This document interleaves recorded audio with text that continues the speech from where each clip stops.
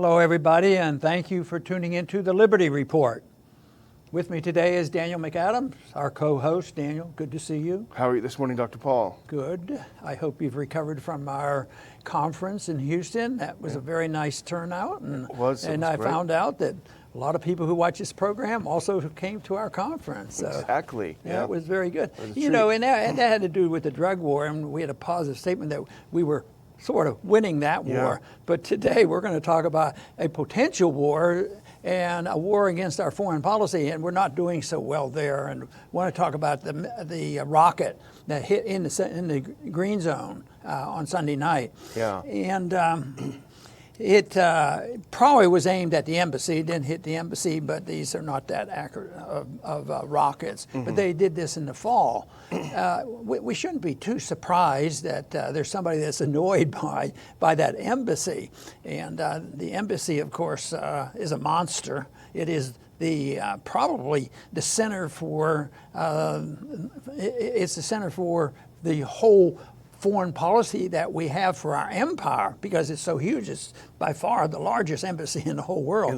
But the message was being sent. The rockets are flying. We've been in charge of Iraq for 16 years. We got rid of Saddam Hussein. But I just wonder if anybody, and I think people have done this, they've listed, you know, the very, very bad circumstances living under Saddam Hussein. But if you compare it to the last 16 years, you know, the Iraqis haven't been doing so well. Yeah. But we're there, and there's still some people that are unhappy, and there's a lot of talk about what's going to happen between the United States and Iran. I happen to think that the troops aren't going to go marching, but it sure sounds like there's enough antagonism that's going to annoy a lot of people. I just want to read one statement that Trump made in context of all this lack of diplomacy dealing with Iran, and this has to do with Trump sounding off. At times, you know, he sounds like a non-intervention, but this is what stirs people up.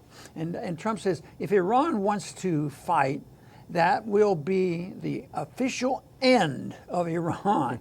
Never threaten the United States again. You know, tough talk, which we have grown to know about that, but it doesn't go well for those people who are sick and tired of it. And I think, you know, this embassy, largest in the world, 100 acres, big as the Vatican, millions and millions of dollars, almost $1 billion they have spent. And guess what?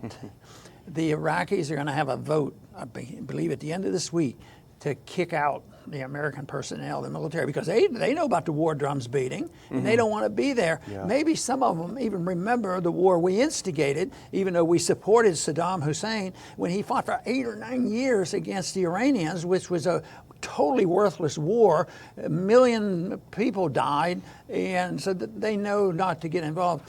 So there might be some interesting things that happen here because it's not getting better. The talk is getting bigger. The troops, we're sending more and more troops over there and more threats. So I think we have to keep an eye on this and just hope that it just dissipates and our troops come home. Well, the neocons want to manipulate Trump into war. There's no question about that. We see it over and over. And unfortunately, as we've learned from Duma, which I'll actually mention something later about, it doesn't take much. And this kind of rocket event is a catalyzing thing that they can present to Trump. See, look, they're shooting at our embassy.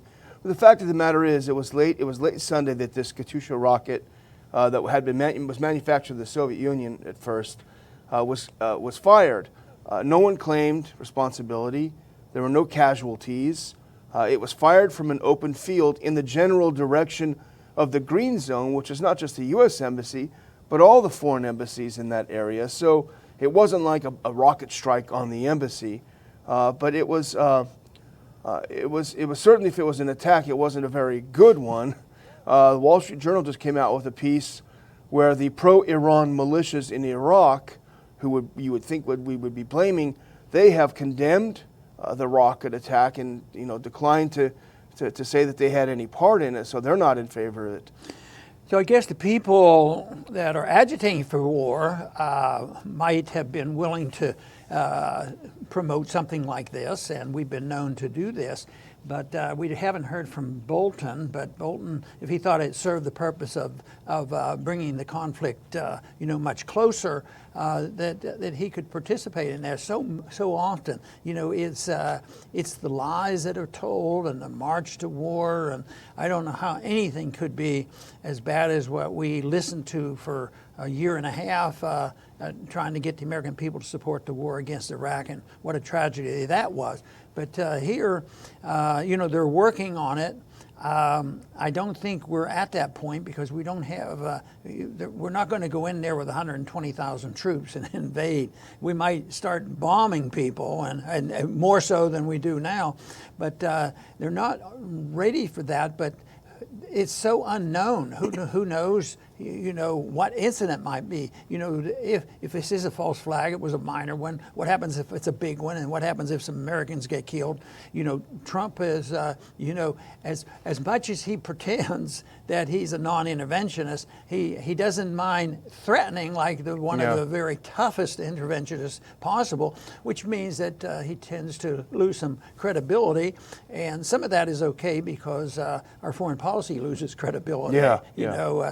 If our foreign policy was there to defend America and our liberties, it'd be different, but it does the opposite. So loss of credibility in what we're doing there is probably on the long term a benefit to us. Yeah, and let's be honest, Bolton is a liar. He has a history of lying. And right after the rocket strike, there were tweets that Bolton was going into a briefing to help brief Trump on what happened in this area. My guess is he brought a big bag of lies to spread around to bamboozle Trump. Here's Lindsey Graham tweeting out this morning. This gives you a little bit of an indication as to what Bolton is doing behind the scenes. He's not sitting back tweeting. In fact, he hasn't tweeted in a while. It's one of his favorite pastimes. No, he's running around making the case for war. Here's what Graham tweeted. Just received a briefing from National Security Advisor Bolton about escalating tensions with Iran. It's clear that over the last several weeks, Iran has attacked pipelines and ships of other nations and created threat streams against American interests in Iraq. Absolute lies.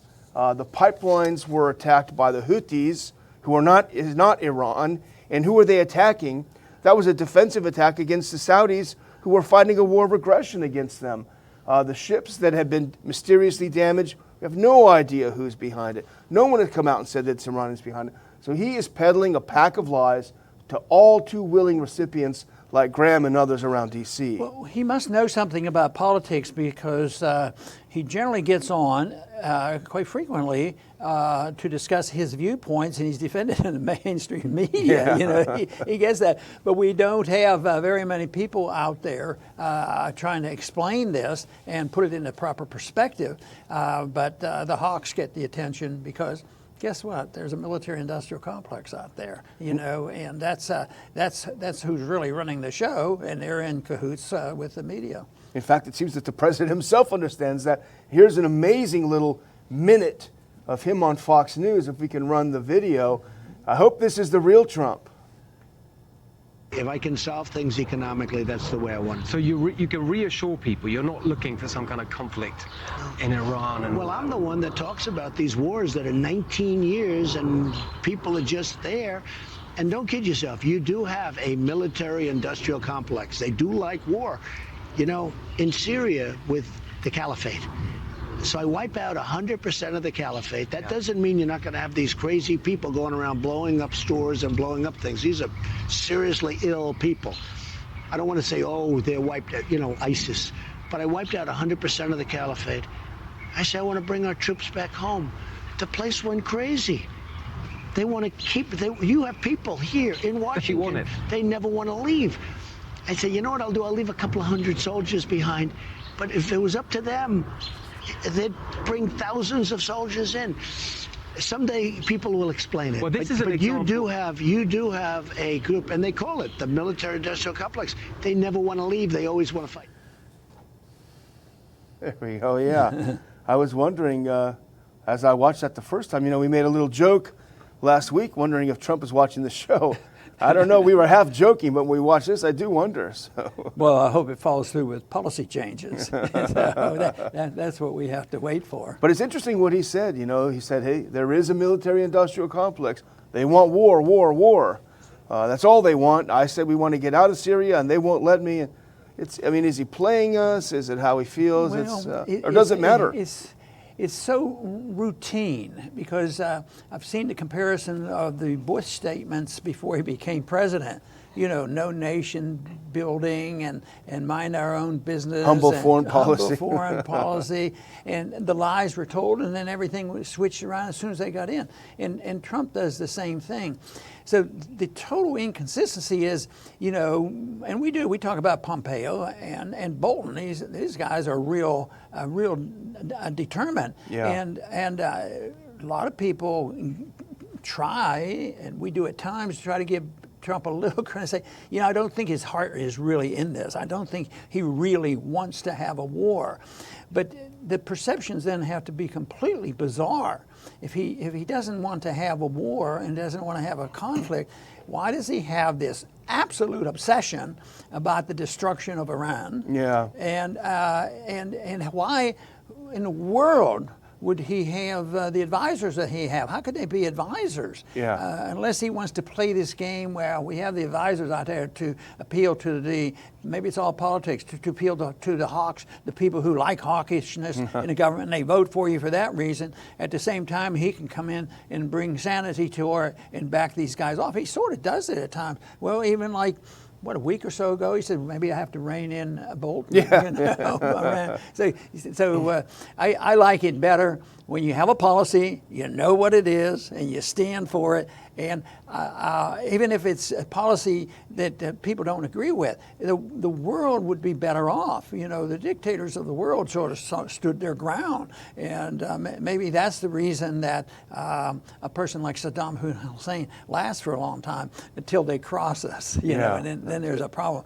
But it to me is such a shame that Trump can say these things and he knows about the military-industrial complex, all about money. But what did he say when we were trying to get him to stop supporting the Saudis in Yemen? Well, that could be bad for business. Yeah, they buy our It stuff. could be bad for business. The two are totally inconsistent. Yeah. And all we can do is encourage people and encourage ourselves to look at it as objectively as possible in saying, look, one way or the other, why don't you practice what you say? If you lean toward worrying about the military-industrial complex and you sort of like non-intervention, you don't want to have a war, well, have policies that way. Don't say that we have to destroy a country, and the policy toward Iran has to be the most bizarre thing, even for an arch enemy. Is totally bizarre and so unnecessary. And all of the things that they have gone over, the systematic steps that he's taken in the past year, are just makes no sense whatsoever. And we claim he's not planning the war. He doesn't want the war. But boy, I'll tell you what, he's risking a war. Hot and cold. And this makes it even weirder. Here's what he said on May 9th about Iran. So what they should be doing is calling me up. We can make a deal, a fair deal.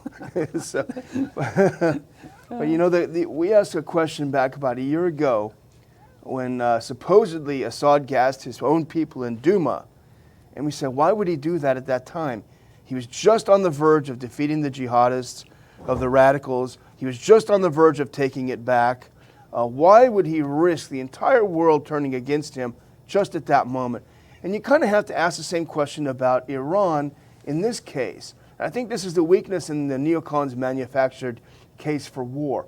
Why would Iran, at this point, keep doing these little pinprick provocations? Why would they blow up a couple pipelines maybe, dent a few ships here and there, fire a totally useless rocket into an empty field? What is in it for them? Why would they want to incur destruction of their country for this, for nothing, you know? Yeah, you're absolutely right. It makes no sense whatsoever. And we see it and we understand it and we try our best to explain this. But this is inconsistent But do you think that the media would sort it out? You know, where they're reaching every single night. All the stations do the same thing. On the foreign policy, there's not a whole lot of difference between conservatives and liberals. You know, they're all hawkish, especially the leadership. They're all very, very hawkish, and yet we get no help whatsoever to show why this makes no sense. But the one thing is, when you settle down and start looking at it, more and more people are starting to realize it doesn't make much sense. More and more people around the world are starting to think that. And as we weaken financially and our dollar weakens and this continues, all these failures continue, it'll catch up with it. And no matter what they say and do, and no matter how much the media ignore explaining this, the people will eventually know. It to me was so discouraging in the 60s for the people to take so long to say, you know, this is really stupid.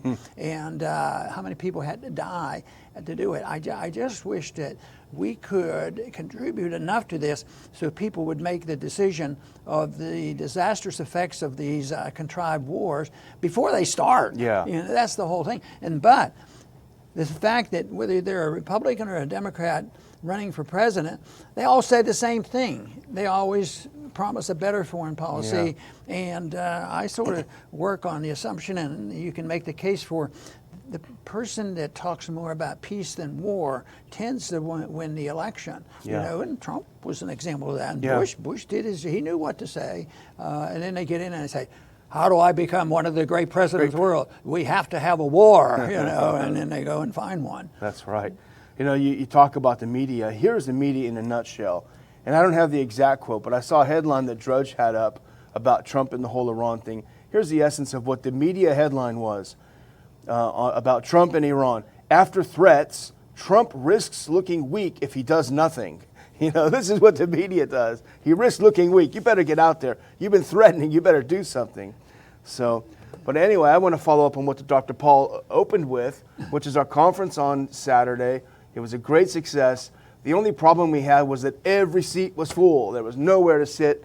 You know, my wife walked in to look around and she had to stand. So that's a good problem to have, to be honest. It's a good problem to have. It was a great gathering, a great group of people, great speakers. And so many, Dr. Paul did this about a year ago before a conference. He said, how many of you watched the Liberty Report? There was a nice smattering of hands. He did it yesterday and literally the entire audience raised their hands. So thank you. Thank our viewers. Some people came up to me and said, I watch it every day. That is fantastic, and we appreciate you so much. Please, if you're just watching it now and you don't subscribe, please do subscribe to the channel. Get your friends and others to subscribe. We're at well over 180,000 subscribers now. We want to go up, up, up, because we've got the real news here, Dr. Paul, not the fake news. Very good. And you know, there's been restrictions placed on libertarian and some conservative organizations by social media, and that's a challenge to get the message spread around.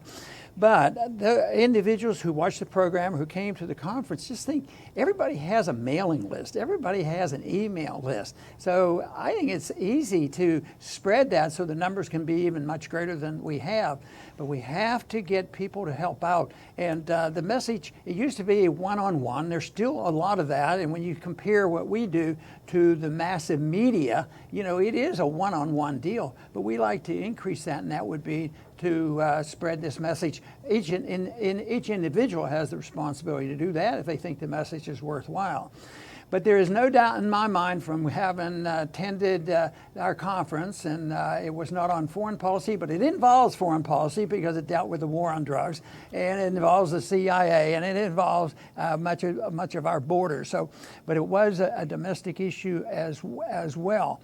But the wars, whether they're domestic, undermining our civil liberties, or whether it's the consequence of the tragedy of 9/11, where we have to punish the enemy, and it ends up the American people lose their liberties, and they get taxed for more things and more endless, nonsensical wars that had nothing to do with 9/11. That persists. That means the clarity of what non-intervention is all about is so crucial. It has to show that you can apply this principle to personal liberty. It's your life. Run your life as you see choose. Just follow the non-aggression principle. Don't hurt people. And if you want to do this in economics, fine. People people should have a right to their money. That's why you get rid of the income tax, to spend your money the way you want. And if a business doesn't provide the services that you want, you lose your business. And it should not be run by the government and the special interests. But we apply that to foreign policy too. That if you have friendship and trade and talk to people, far from a perfect world, but believe me, what we have now is much further from a perfect world, and isn't even moving toward a perfect world until we have more principles of getting along with people at the international level, just as we do with our next door neighbor. I want to thank everybody for tuning in today to the Liberty Report and the support that you have given us. And please come back soon to the Liberty Report.